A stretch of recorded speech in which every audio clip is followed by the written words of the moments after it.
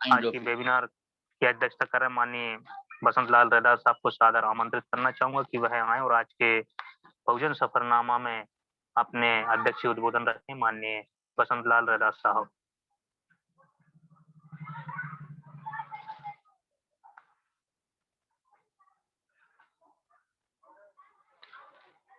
Mic open कर लीजिए साहब। हेलो जी हो गए। आ रही आवाज? हाँ साहब आ रही है आपकी आवाज। बहुत आदरणीय मुकेश जी, आज के इस वेबिनार में हमारे 3 वक्तागण अपनी अपनी बात रखे और बहुत अच्छा लगा, जिसमें सर्वप्रथम उपासिका सारिका बौद्ध जी ने अपनी बात रखी और आज के बहुजन सफरनामा की जो संघर्ष यात्रा है उसके बारे में उन्होंने बताया। आदरणीय सारिका जी ने कहा कि जितने भी बहुजन नायक हुए हैं वो सबसे पहले वो अकेले ही चले हैं, उनके साथ कोई नहीं था, वो अकेले ही चले हैं और वो अकेले चलते गए, कारवां बढ़ता गया और फिर इसी तरह से ये संघर्ष आगे बढ़ते बढ़ते काफी लोगों का साथ मिला।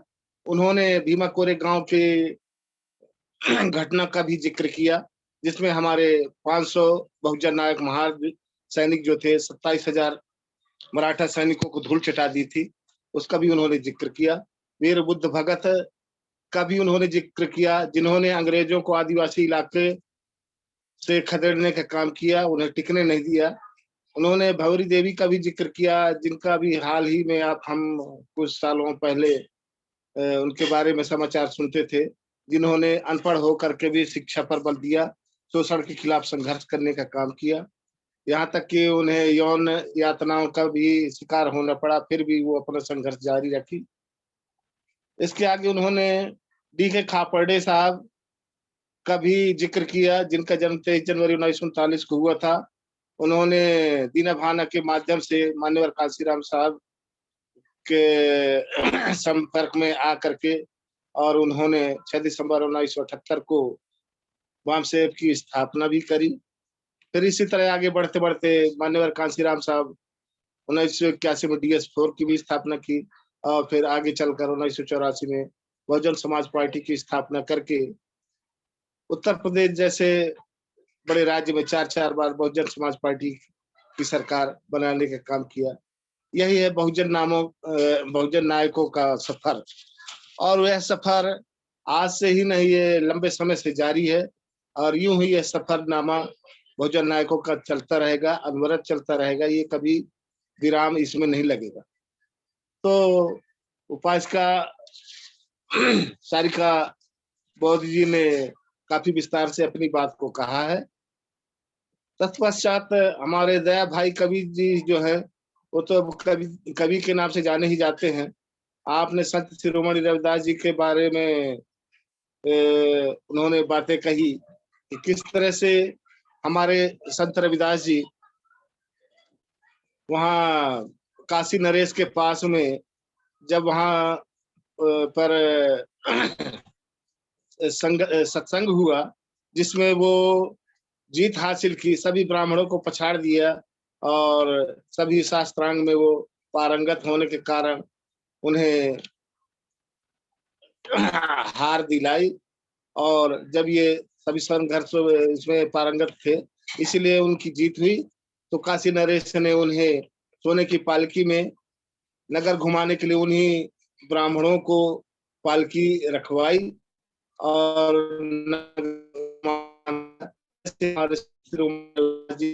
जो संत उपाधि उन्हें ही मिली है। आज भले ही तो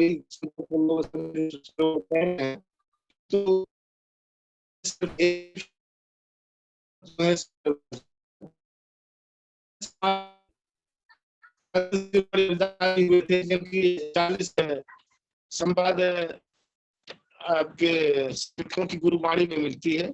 तो इस तरह का हमारे संत रविदास जी थे।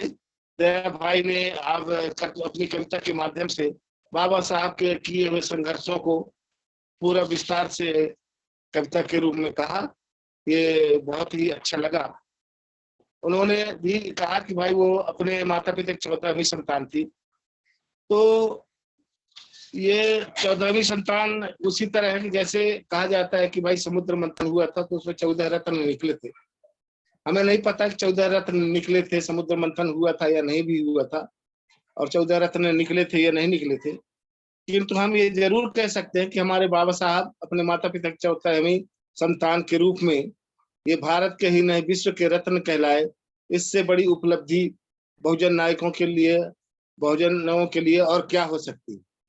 तो हमारे समाज में, बहुजन समाज में एक से एक बहुजन नायक पैदा होते आ रहे हैं और इस संघर्ष को, अन्याय अत्याचार के खिलाफ, समानता असमानता के खिलाफ ये संघर्ष चलता आ रहा है और यूं ही यह संघर्ष चलता रहेगा।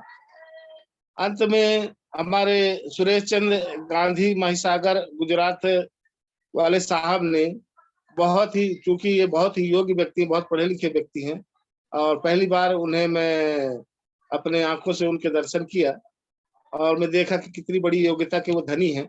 उन्होंने सारी बातें कही है कि ये जो भारत देश था पूरा बुद्धिस्ट था, बुद्धों का शासन था। जितने आज मंदिर है, मठ मंदिर हैं, सब बुद्धिस्टों के थे, लेकिन उन्होंने मंदिर की शक्ल में बदल बदल करके और उन्हें अपना बना लिया, हिंदू मंदिर बना लिया, जबकि ये सभी उसे हमारे ही बुद्धिस्टों के थे।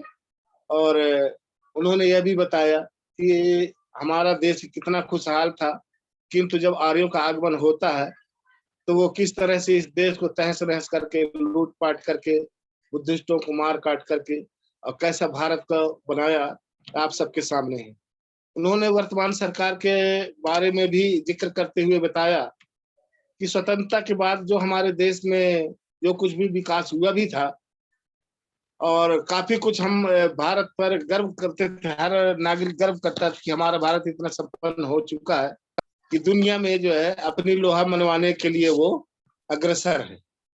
किंतु वर्तमान सरकार जब से इस देश में आई है तो एक दिन पर दिन, एक के बाद एक, जितने भी हमारे संसाधन थे उनका निजीकरण करना, उन्हें बेचने का काम, उन्हें किराए पर देने का काम, आउटसोर्सिंग के माध्यम से ये सारे कामों को करवाते करवाते सारे संस्थानों को बेचने का काम करते आ रही है सरकार। हमारे नौजवानों को जो रोजगार था सब पूरा छीनते जा रहा है। वो हमेशा 2 करोड़ रोजगार, 15 लाख रुपए का वादा, ऐसे अन्य कई तरह के वादे उन्होंने किए इस सरकार ने। किंतु हम देख रहे हैं कि जिस तरह के जितने भी वादे किए ठीक उसी के उल्टा उन्होंने कार्य किया है, अभी तक करते जा रहे हैं। उन्होंने रोजगार देने का वादा किया, वहीं दूसरी तरफ उन्होंने कितने संस्थानों को निजीकरण करके रोजगार को छीन लिया और इस तरह उन्होंने किसानों की आय दुगनी करने की बात की। आप सबके सामने है कि 1 साल तक किसानों का संघर्ष चला, जिस तरह से 600-700 हजार लोग किसान मारे गए। इसके बाद फिर आखिर में सरकार ने उस कानून को वापस तो लिया, किंतु उसके लिए हमारे किसानों को कितनी कुर्बानी देनी पड़ी, कितना रंजित हुआ ये हमारा समाज, ये आप सब जानते हैं।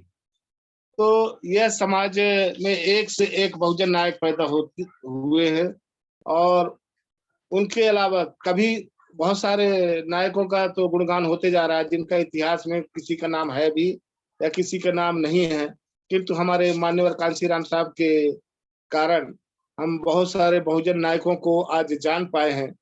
और उसी कड़ी को आगे बढ़ाते हुए हम ये कहेंगे कि हमारे वर्तमान के बहुजन नायक मान्यवर धर्म प्रकाश भारती साहब, जिन्होंने आरबीएम की स्थापना करके और बहुत बड़ा इस समाज पर उपकार किया है उन्होंने, और आज वो इस वेबिनार के माध्यम से ये बहुजन सफरनामा चला करके वर्तमान के या इससे पहले के भी जो और दबे हुए बहुजन नायक हैं जिनका नाम अभी इतिहास के पन्नों पर नहीं आया है या हम लोगों की जवानों पर नहीं है, उन्हें वो खोज खोज करके और पटल पर रखने का काम कर रहे हैं। ये बहुत ही बड़ा संघर्ष है, बहुत ही बड़ा काम है, जिसके माध्यम से हम वर्तमान के बहुजन नायकों को भी हमें जिक्र करना चाहिए। जैसे बिहार के एक पासी थे, उनका क्या नाम मैं भूल रहा हूँ, जिनकी पत्नी बीमार पड़ी और जब वो उन्हें ले जाना पड़ा तो क्योंकि सामने पहाड़ था तो उन्हें घूम के जाना पड़ा और जाते जाते उनकी पत्नी रास्ते में दम तोड़ देती है। तो उन्हें लगा कि यदि ये रास्ता सीधा होता, पहाड़ नहीं होता, तो मेरी पत्नी की जान नहीं जाती, मैं तुरंत हॉस्पिटल पहुँचा और मेरी पत्नी की जान बच सकती थी।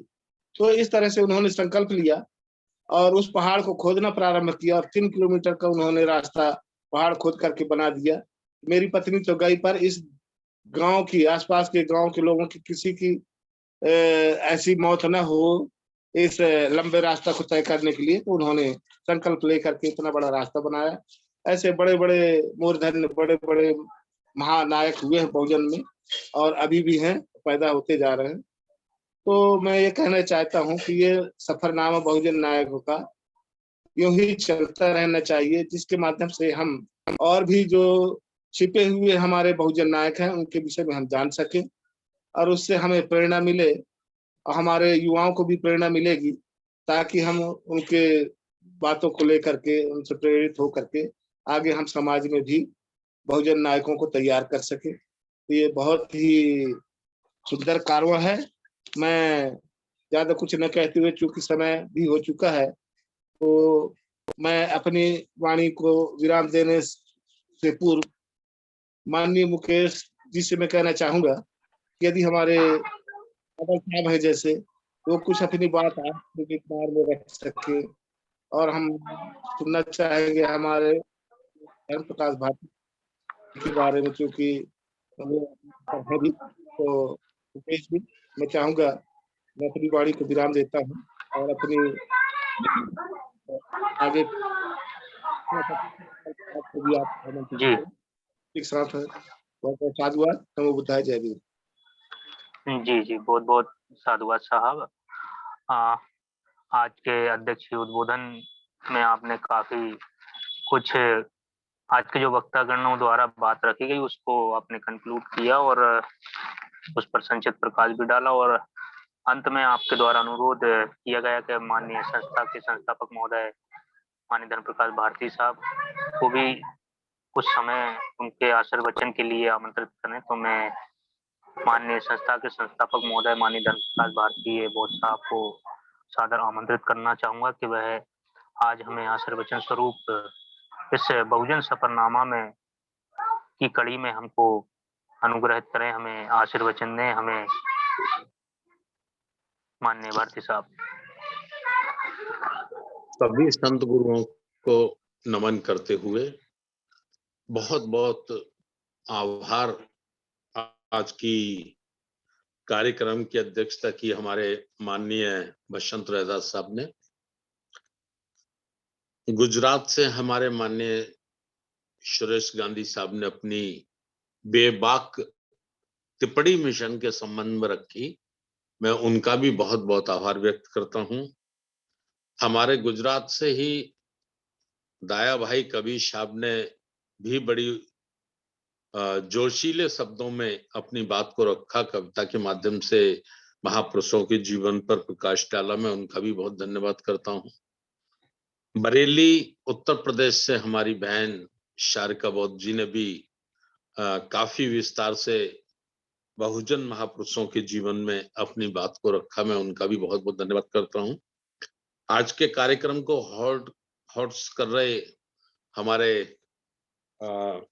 आईटी सेल के इंचार्ज मुकेश गौतम जी का भी धन्यवाद। काफी मेहनत वो कर रहे हैं और मैं सभी का धन्यवाद करते हुए केवल यही निवेदन करना चाहता हूँ, हमारे श्रेष्ठ गांधी जी ने एक बात कही थी, बहुत सारी बातें उन्होंने कही लेकिन उनका एक शब्द मुझे सबसे ज्यादा अच्छा लगा और वो शब्द था कि यदि हमने अब कुछ नहीं किया, वर्तमान समय बहुत संकट भरा है, बहुत खराब है और इस वक्त हमने संगठित होकर इकट्ठा होकर संघर्ष नहीं किया तो हमारे महापुरुषों के द्वारा जो हमें अधिकार मिले हैं वो शायद हमारे बच्चों के लिए नहीं रहेंगे। ये बात उन्होंने बड़े छोटे शब्दों में कही थी, मैंने उसको बड़ा कर दिया है। तो ये बहुत चिंतनीय विषय है कि आज हम अपने महापुरुषों के बहुजन सफरनामा के माध्यम से जिस तरह से हम लोग देख रहे हैं कि कितने कठिन जीवन संघर्ष उन्होंने सहा और उसके बाद आज हम लोग सम्मान का जीवन जीने लायक बने हैं। और यदि हम चाहते हैं कि हमारे बच्चे, हमारे नाती पोते भी सम्मान का जीवन भारत में जिए, तो हमें निश्चित रूप से जिनके गलत इरादे हैं, जो लोकतंत्र को खत्म करना चाहते हैं, जो संविधान को खत्म करना चाहते हैं, जो प्रजातंत्र की हत्या करना चाहते हैं, आधे से ज्यादा वो कामयाब हो चुके हैं और उनको रोकना बहुत जरूरी है। उनको रोकने के लिए चाहे जितना भी मेहनत करनी पड़े, चाहे जो बलिदान देना पड़े, चाहे जो कुर्बानी देनी पड़े, उसे देना बहुत जरूरी है। हमारी आज के बैठक की अध्यक्षता करते हुए माननीय बसंत रैदास जी ने भी बहुत अच्छी बात कही और एक बिहार का उन्होंने उदाहरण भी हमें याद दिलाया, दशरथ मांझी का। दशरथ मांझी जो 3 किलो लंबा चौड़ा पहाड़ था और उस पहाड़ के कारण उनकी पत्नी को वो टाइम से उपचार नहीं दिला पाए, तो उन्होंने मन में संकल्प लिया और 21 वर्ष तक उन्होंने पूरी जवानी उस पहाड़ को तोड़ने में लगा दी, लेकिन अनंत वो रास्ता बनाने में कामयाब हो गई। आज बिहार में लोग उन्हें पूजते हैं, उनकी पूजा करते हैं। तो ये दशरथ मांझी की पूजा नहीं है, बल्कि उनके संकल्प की पूजा है। उनके द्वारा लिया गया संकल्प कि मैं अब इस पहाड़ को नहीं रहने दूंगा, मेरी पत्नी की तरह कोई और ना मरे, मैं इसमें रास्ता निकाल के रहूंगा। तो इस किस्म के संकल्प ही हमें, जो हम लोग बाबा साहब डॉक्टर अम्बेडकर या बुद्ध साहब फूले अम्बेडकर, संत रविदास, संत कबीर या जिन भी महापुरुषों के हम अनुयायी हैं और वाकई हम इस देश से प्यार करते हैं, हम अपने प्रजातंत्र से प्यार करते हैं, हम अपने लोकतंत्र से प्यार करते हैं, तो अब वक्त है संगठित होने का, संगठित होने का और हर किस्म के जुर्म अन्याय का विरोध करने का, उससे मुकाबला करने का। तो ये कहकर ही मैं, चूंकि अभी 9:20 होने को है, टाइम ज्यादा हो गया है, पुनः जितने साथी जुड़ रहे हैं रोजाना, उनका भी बहुत बहुत आभार व्यक्त करता हूं और विशेष रूप से 30 अप्रैल और 1 मई हम लोग राष्ट्रीय स्तर पर भारत के समस्त राज्यों के साथियों के साथ इस धम्म संगति को एक विशाल रूप देना चाहते हैं, बहुत बड़ा रूप देना चाहते हैं। और जैसे हम लोग कहते हैं कि भाई हमें संघर्ष करना चाहिए, संघर्ष करना चाहिए, तो यही संघर्ष की परिभाषा में है कि 2 दिन के लिए, 3 दिन के लिए, 4 दिन के लिए हम अपना घर छोड़ें और अपने घर परिवार बच्चों के साथ, नाते रिश्तेदारों के साथ, जो अशोक की पावन भूमि है सांची, जो धम्म नगरी है, जहां पर अशोक जैसे ताकतवर चक्रवर्ती सम्राट के बेटे महेंद्र और उनकी बेटी संघमित्रा ने 1 वर्ष तक भिक्षु जीवन जीकर धम्म को सीखा था और फिर वो दुनिया में उन्होंने धम्म का प्रचार प्रसार किया। उस पावन धरती को हम सब लोग इकट्ठा होकर नमन करें और धम्म संगति को सफल बनाएं, ये मैं निवेदन करना चाहता हूं। बहुत बहुत धन्यवाद मुकेश बौद्ध जी का भी और सभी साथियों का भी। जय भीम, नमो बुद्ध। बहुत बहुत साधुवाद साहब, आपने काफी अच्छी जानकारी हम सभी उपासक उपासिकाओं को प्रेषित की है।